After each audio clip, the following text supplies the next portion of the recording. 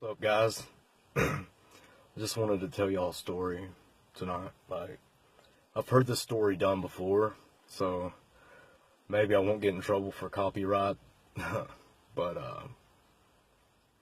it's about a father and a son, and I think the moral behind the story, you can take it a few different ways, but I think it shows the people from the outside looking in how we slip into addiction. So check it out. Hope y'all enjoy it. There was a father and a son. They were riding in a Jeep. It had been a long, hot day, and they're going through Africa. The son had been looking up at his dad saying, "Daddy, please, can we stop? I'm tired. I want something to drink. I need to get out of this Jeep." So the father finally looks down at the son and he says, "Yes, son, we're fixing to stop." He had to work on the Jeep anyways. So they get out, they drink their water, and the father goes around to the front of the Jeep and pops the hood, starts working. The son's got some of his toys in his daddy's Jeep, so he takes them out and he's playing beside the Jeep as his daddy works. His daddy looks up and his son's a little bit further away, but he's not in any harm. He's just sitting there playing. He's still within his father's reach. Still within his daddy's reach. So his daddy goes back to working on a car. He looks up again and his son's got a little further away. But he's still within shouting distance, He could shout to his son and he would hear him. So he looks back down and goes to work. He looks up again. And now his son, so far away, that even if his father shouted, he might not hear him. So he's trying to get his son's attention, and he notices something coming up behind him. It was a lion. And the father didn't want to start screaming and hysteric and cause the lion to pounce on his son. So the father said, "Son, come here. Son, please come here." The lion got closer and he said, "Son, come here. Look." And it was too late. That father had to watch as his son was devoured by that lion.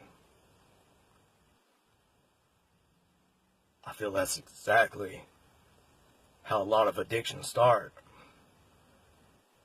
Whether we're close to God or whether we're close to our family, every time we relapse or every time we go back out, they look up and we're a little bit further away.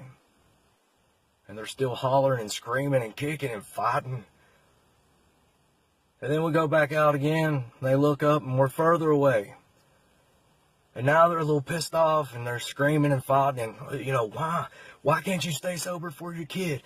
Why can't you keep a job? Why, do you, jump in all these relationships? And one day they look up and we're so far gone,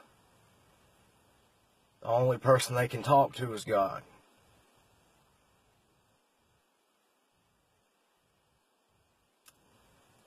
I'm not trying to preach to you.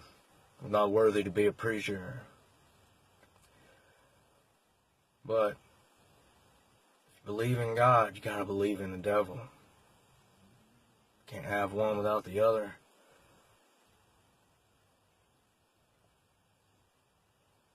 But my God said your faith can be as small as a mustard seed. And you can tell them mountains to move and they will move.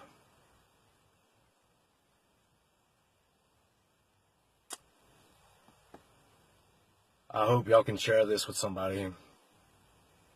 Especially the people that are so far away, that have been far away, that are trying to come back home, that are trying to do right, that are trying to stay sober. And it kind of shows y'all how we get that far, you know, we get that far away. And it's not that we don't want a change. It's that we don't think we can. Or the withdrawals are so bad that we don't think we'll make it through it. Somebody asked me earlier, how can you explain why, you know, you keep relapsing? And I'm like, man, when I'm laying in the bed, I can't get up to eat. I can't get up to go to work. I can't get up to play with my daughter. I said, if you got a new top of the flu and your body was shutting down, going through the same thing, and somebody come up and said you could take this one pill, and as soon as you take it, you're going to be perfectly fine. Maybe some of y'all wouldn't take it. Maybe some of y'all would sit there and just hurt and go through and not use any medicine. But I think some of us would want that instant gratification of not being sick. So that's how it happens. When the pain and the heartache,